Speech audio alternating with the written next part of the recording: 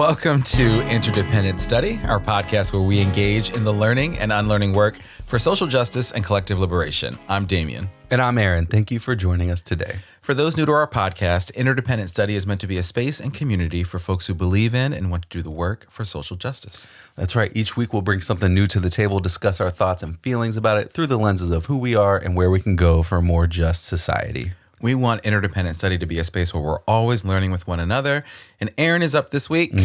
What have you brought to the table today? Yeah, I am bringing the SNCC Digital Gateway as our media this week. Yeah. This is a huge digital archive of people who are involved or connected with SNCC, which is the Student Nonviolent Coordinating Committee. Good. It features so many stories about the work that SNCC did, a ton of resources with lessons learned, conversations with organizers past and present, list of books written by SNCC organizers, and honestly, a ton more. That would be, there's so much here, it's hard to summarize what all is there. Yeah. It's all great. There's so much great stuff, and it's hard to figure out where to start even. But one of the things I thought would help to sort of ground our conversation is a little blurb from the top of the homepage. Okay. That says, quote, "The Student Nonviolent Coordinating Committee was the only national civil rights organization led by young people. Organized in 1960 and mentored by the legendary Black organizer Ella Baker, SNCC activists became full-time organizers, working with community leaders to build local grassroots organizations in the Deep South." So there's a ton here, as I have said a few times now, that we could talk about. And, you know, we still won't even really scratch the surface of all of the information in here. No way. But I don't know. With all that, where do you want to start? This was a really incredible website and resource. It's hard to think about where to start because I think in so many ways it was a little overwhelming, but honestly in such a great way. And that's because there's just so much to learn on this website, on this digital archive that I think so brilliantly showcases the past, present, and future work and sort of legacy of SNCC, right? Yeah. And so I'm really glad that you brought this to the table, and we have this opportunity to amplify it here on our podcast. This website, sort of as you reference, tells the story of this incredible organization that did so much to organize young people, young activists, and their local communities, in the South to make real change happen for Black people in this country.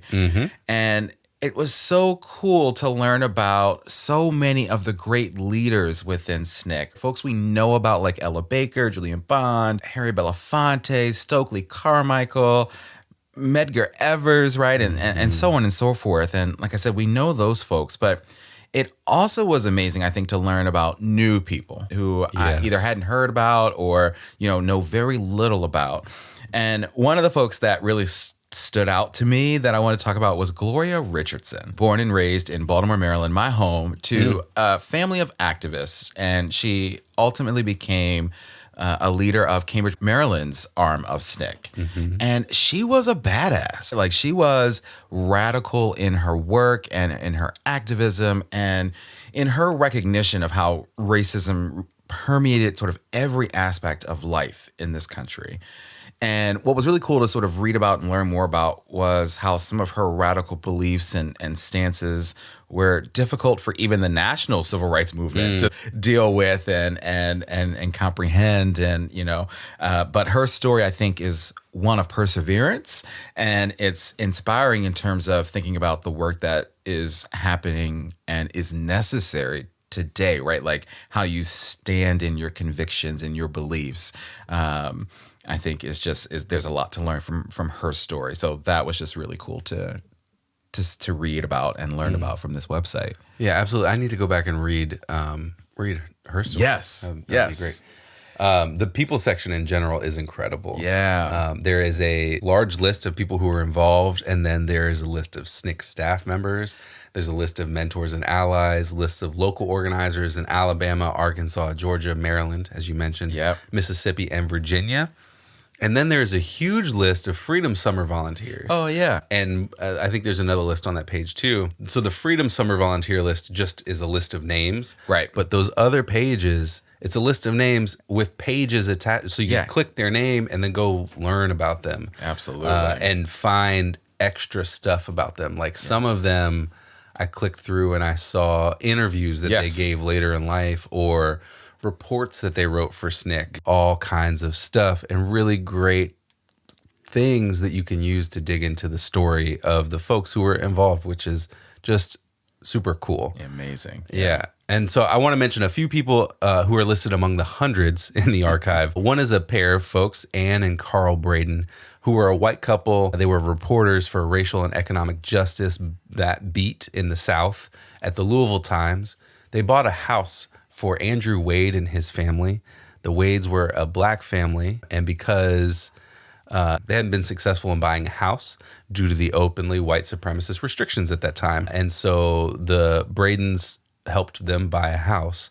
And this was right before the Brown v. Board of Education was decided and handed down, you know, the decision to desegregate things. Right. And so it caused a whole stir in the community, and the bank, I think, rescinded the mortgage. Oh my goodness. All kinds of stuff happened. Wow. But the Bradens, you know, went out of their way to do that. Yes. And so Anne and Carl Braden are big heroes for white people who are doing racial justice work. I love that. And the other person I want to mention is Myrtle Glasgow. Okay. She was raised in Washington, D.C. and lived for a while in Baltimore after getting her master's degree at the University of Pennsylvania. So that was all before she started working at the Arkansas Freedom Summer Project, where she was the director of the Freedom School in West Helena, which she did because she was called to do work with children as a social worker. I think that's what her degree was in. The site didn't say, but she started working as a social worker in Baltimore after getting her degree. Okay. And on her page, there's an interview that was recorded with her in 2010, right down the road here in Capitol Heights. Oh, wow. And so, you know, if you think about the Bradens and Myrtle Glasgow and all the people listed in the archive, they're all people who felt the pull to do the work to create change. That's right. And they knew that their liberation was tied up in the liberation of the folks around them, whether they were white or well-educated or, you know, well off in some way. It wasn't just about their own comfort or ability to make it.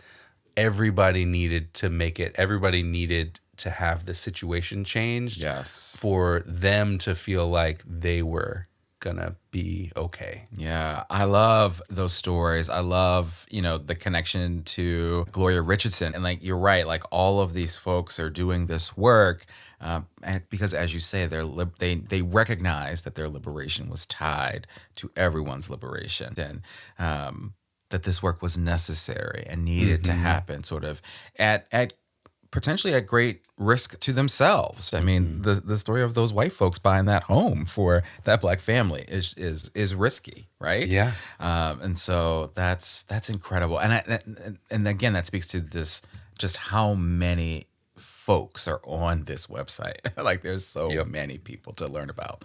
So I loved that section. I also thought that one of the most fascinating parts of the website was the Our Voices section. There had to be dozens. That's not even accurate. It had to be a whole lot more videos, audio recordings in this section, alongside just incredible history and stories and narratives about the work and ideas and themes that were important to SNCC and its organizers and its activists.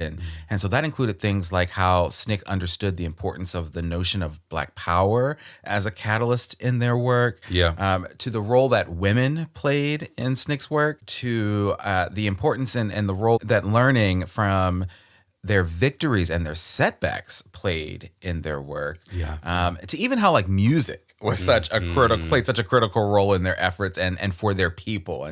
And so one of the features in this section that I really enjoyed were the audio recordings in sort of the Becoming SNCC portion of this section. and they were narrated by Charlie Cobb, who was a field secretary for SNCC in the 1960s, sort of the mid 1960s.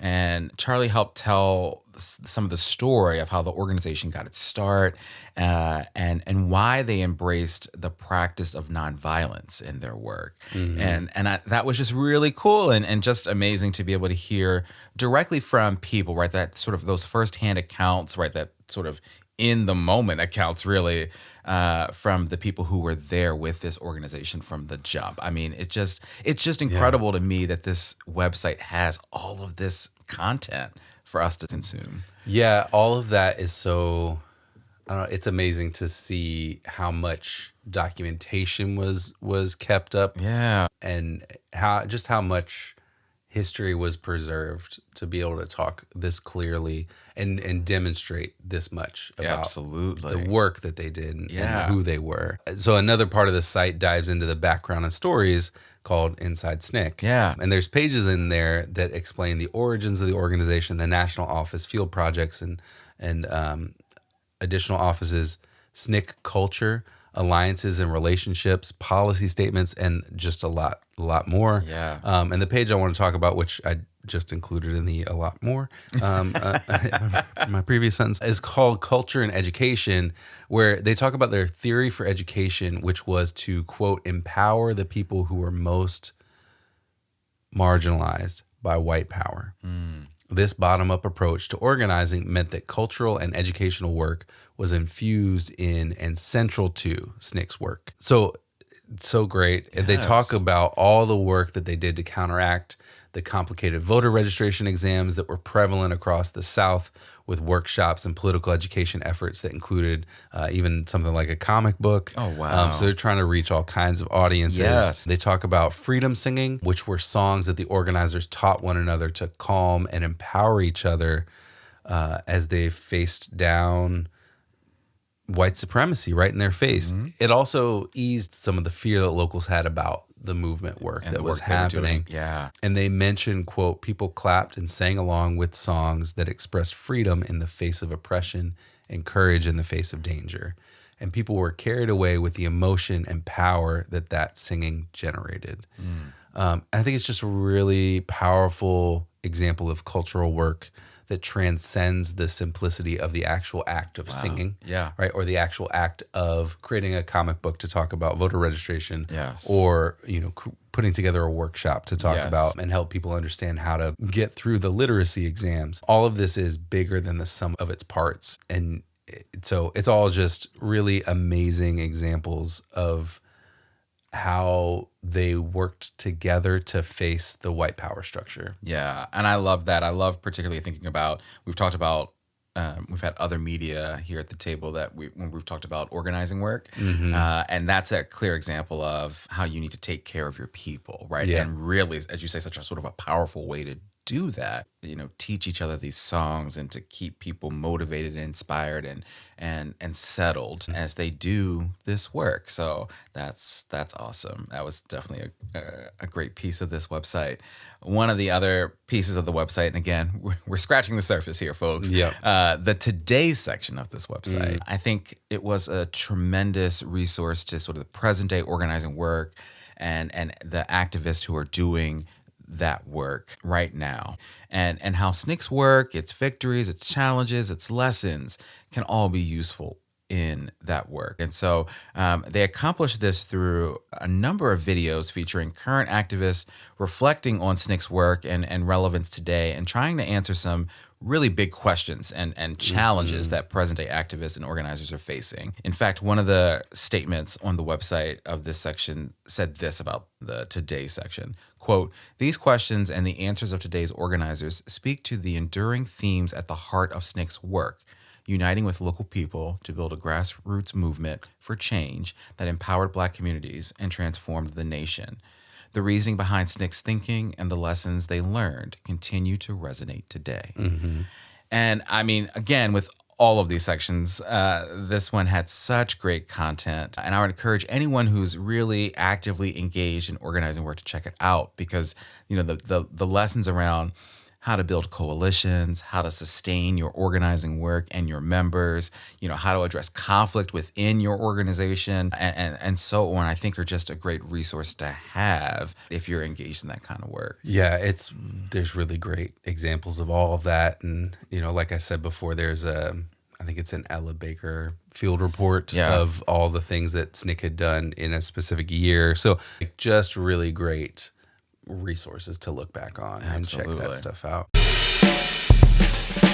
Hey, Damien. Hey, Aaron. You know what's coming up? What's that?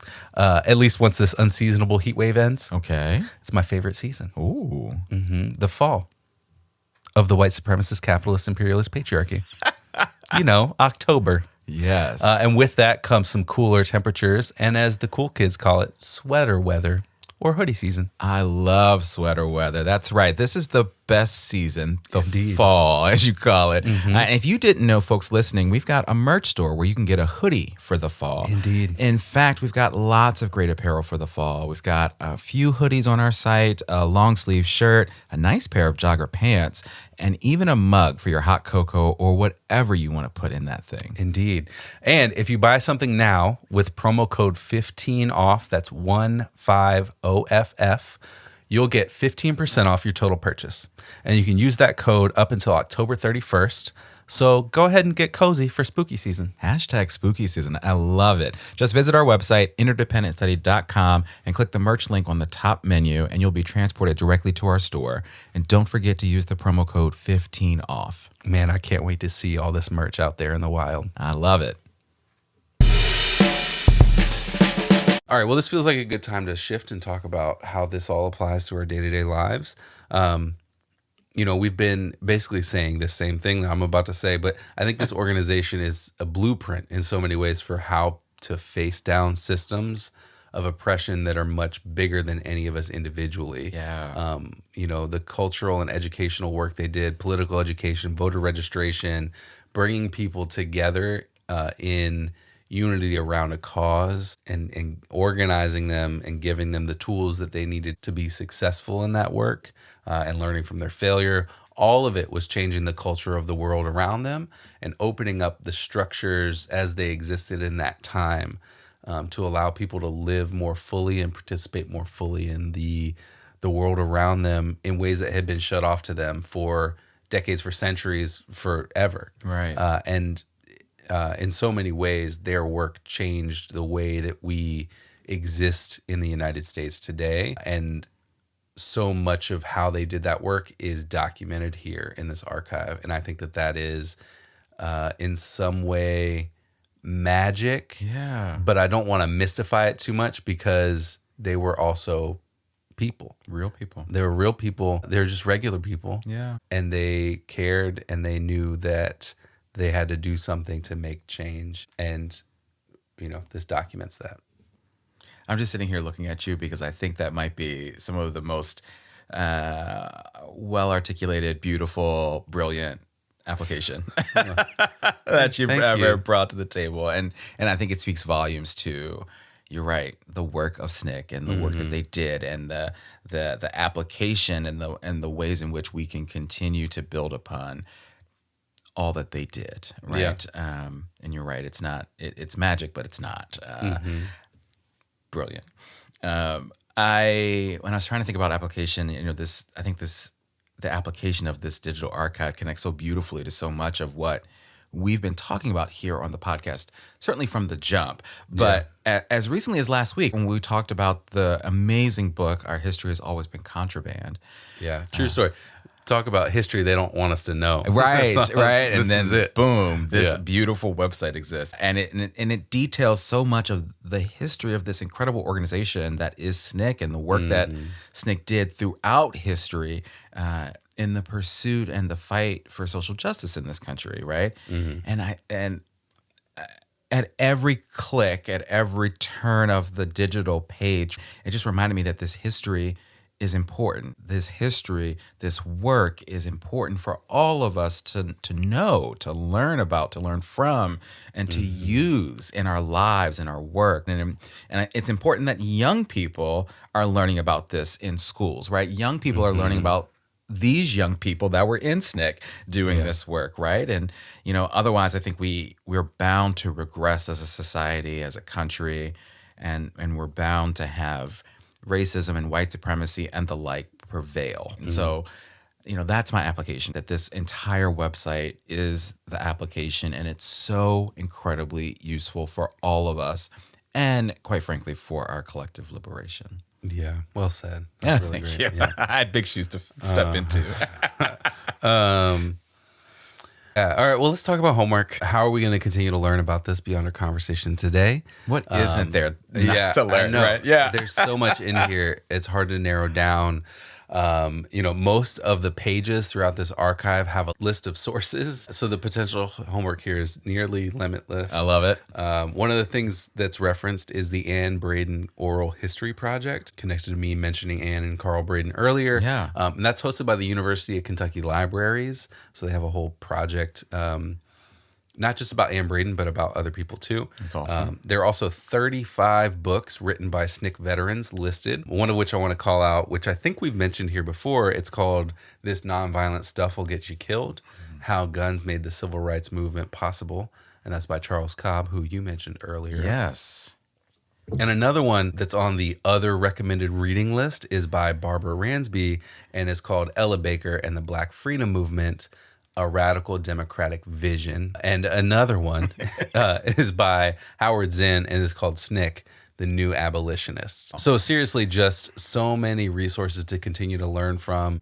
All the 35 books written by SNCC veterans, a lot of them tell the story of their experiences in SNCC and how they participated in that. There's a lot of like autobiographical stuff there, and so much more as well. So there's a ton of things to look at here to continue to learn from, not just in the archive, but also in the things that they reference and the things that they point us to as additional resources. I love that. Yeah. I mean, the titles of those books alone, like how could you not want to read them? Yeah. Exactly. And so I love that homework. I think my homework sort of aligns with that. There's an entire sort of section of the website called resources. And sort of before we sat down to record, I realized I hadn't really clicked through much of that just because there's so much on this website. And so I know that there are opportunities to learn more about how SNCC's work and legacy can continue to help inspire and fuel the work of today. In that section, I know that there are videos to watch